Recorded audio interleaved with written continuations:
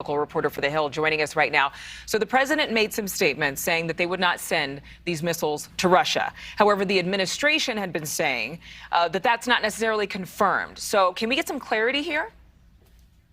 I think that's what we're all wondering. And I think if you are Ukrainian President Volodymyr Zelensky, you would like clarity. This is something that the Ukrainians have been asking for quite some time. We've seen that the Ukrainians have lost a lot of ground in the Donbass region. This is where a lot of the major fighting is taking place in Ukraine. So I think right now you're seeing this push and pull. Ukrainians really wanting these missiles, but at the same time, the administration and allies of the U.S. wanting to be very careful because they don't want any escalation with any NATO member countries. Obviously, the U.S. is a NATO member country, so providing those kinds of missiles to Ukraine, which could go as far as into Russia, could make matters very complicated for the president and for the situation that's going on in Ukraine.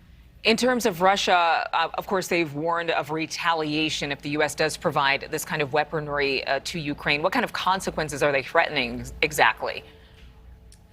Well, look, we could see, I don't know if it would necessarily be a direct attack on the United States, but we could see retaliation against the Ukrainians, the Ukrainian army, something that, an army that's obviously an ally of the United States. But for now, after those comments from President Biden, you're actually seeing former Russian President Dmitry Medvedev apparently praising those comments, saying that they were rational from the president. So from those original comments from the president, that's getting what appears to be praise in Russia. And I think that's why you're seeing administration officials really trying to walk this back. They want to be very careful with the messaging on this. And I will say, Adrian, even back here in Washington, the president is under a lot of pressure on this issue. We've seen that Senator Lindsey Graham, a member of the Foreign Relations Committee in the Senate, has in fact essentially said that it is a failure if the president does not provide this kind of weaponry to the Ukrainians, because the Ukrainians are our allies. And there are allies, but not NATO partners, not part of the EU. And they've certainly received quite a bit from this country. But also, we have this NewsNation polling information out.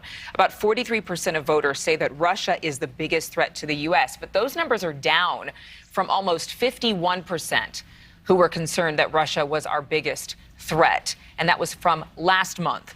So respondents have mentioned concerns about nuclear war and Russia's capabilities. Would it appear fewer people have the fear of nuclear retaliation? I think there is a fear of nuclear retaliation, but I think a lot of what's being reflected in that poll is that Americans are concerned with a lot of issues back here at home. Sky-high inflation, gas prices.